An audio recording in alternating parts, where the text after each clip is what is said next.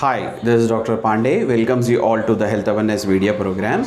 In our previous video program, we have seen the information related to the thyroid. And today's video program, let's have a glimpse of parathyroid hormone formation and functions. The parathyroid gland is posterior to the thyroid gland, where the parathyroid glands are two glands on each lobe of thyroid gland, where the above lobes called superior parathyroid glands and the below lobes called inferior parathyroid glands. Now these four are the parathyroid glands, and the main function of this parathyroid gland is to secrete the parathyroid hormone. Now this parathyroid gland is having two types of cells. One is oxyphil cell and other one is chief cells, where the still studies are going on for oxyphil cell exact function, but commonly it's been said that these are the inactive chief cells. Now the chief cells will produce or secrete the parathyroid hormone. Apart from this oxyphil cell, chief cells of the parathyroid gland, there are one more cells in the thyroid gland which is squeezed between the follicular cell, that is a parafollicular cell. It is a parafollicular cell. Now this cell secretes calcitonin. Okay. Now let's see how exactly the parathyroid hormone secretion and calcitonin secretion takes place.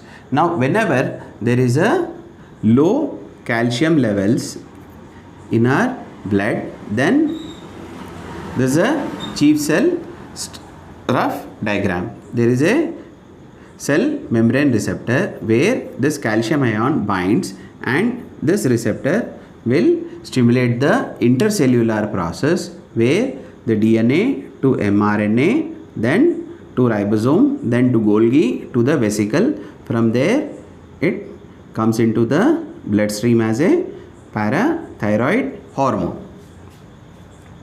Now the low calcium levels in our body are known as hypocalcemia. So that means the hypocalcemia is a primary responsible for parathyroid hormone secretion. Now let's see what happens if there is a high calcium levels. Whenever there is a high calcium level, then the parafollicular cell have a receptor, cell membrane receptor, where this calcium will bind to it. When the calcium binds to it, then it stimulates the intercellular process, from where DNA to ribosome, mRNA to ribosome, ribosome to Golgi, Golgi to vesicle. From vesicles it comes into the blood as a calcitonin. So whenever there is a high calcium levels in our blood, we call it as a hypercalcemia. That means the hyper and hypocalcemia are the primary responsible for parathyroid hormone secretion and calcitonin secretion. Now let's see the function of parathyroid hormone and calcitonin on bone, kidney and gastrointestinal tract. We start with the bone. Now as we know that the thyroid hormone maintains the balance between osteoblast and osteoclast, which we have seen in our previous video program. This maintains the balance maintained by the thyroid hormone. Now this is a bone which we try to break it, and this is assume it as a calcium. Now because of the low calcium levels, where the parathyroid hormone has been secreted. In the bone formation, the osteoblast will make the calcium deposit and osteoclast will reabsorb the calcium deposit. So this is a osteoblast activity and it is a osteoclast activity. Now what happens? This parathyroid hormone will bind to this receptor.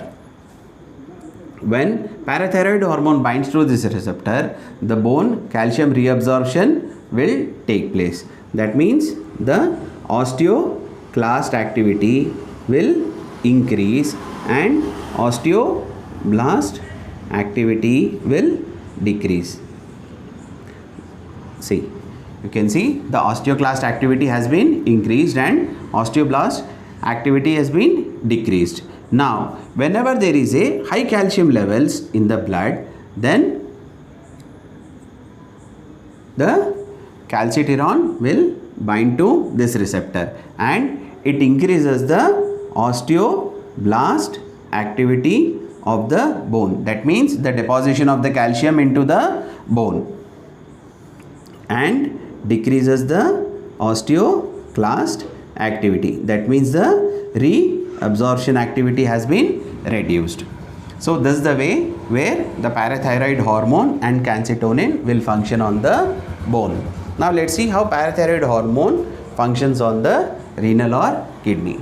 It performs in two ways. One, it synthesizes calcitirol, which is active vitamin D, and apart from that it also absorbs the calcium in the nephron. Now we have tried to draw a rough diagram of nephron where this is a glomerular filtration. This is glomerular and this is a proximal tubule. This is loop of Henle. This is loop of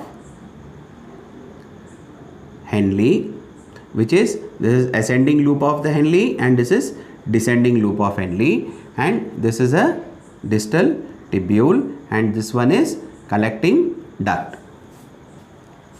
Now these are the arteries through which the blood comes in and the filtration will take place where the urine will be get collected.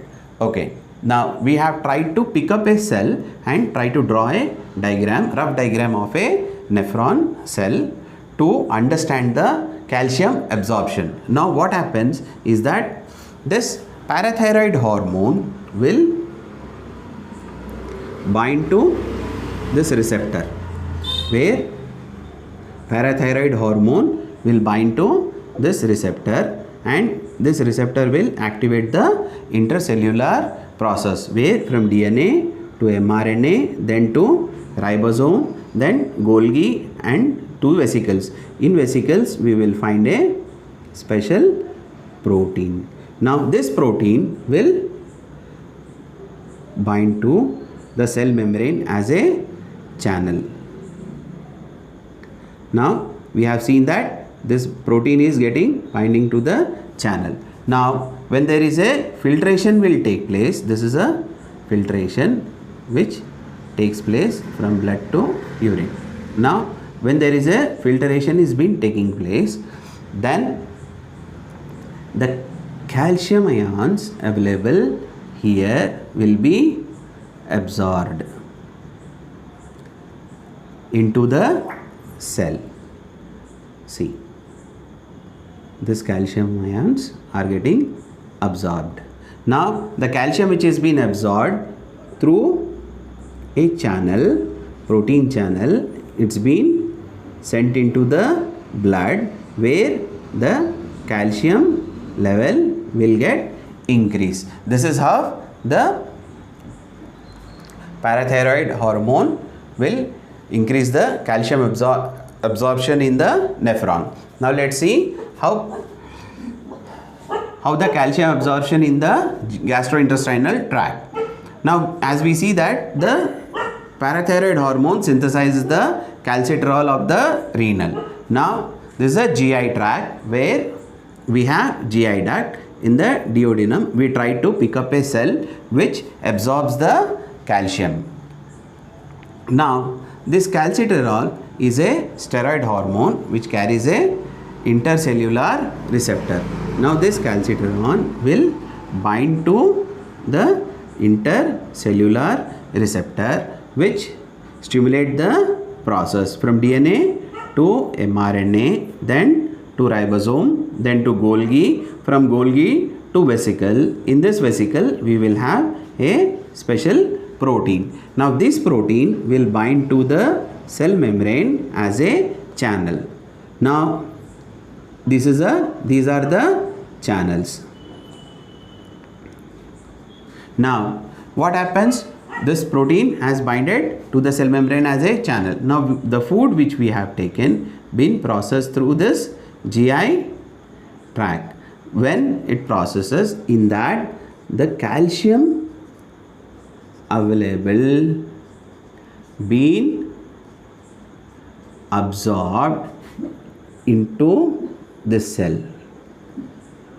This, see, we are absorbing the calcium. Now, this absorbed calcium will be passed through a protein channel into the bloodstream, where the calcium levels of the bloodstream will increase.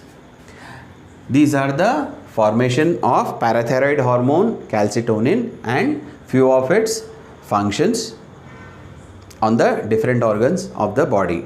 With few more information related to parathyroid, we'll meet in our next video. Till then, thank you.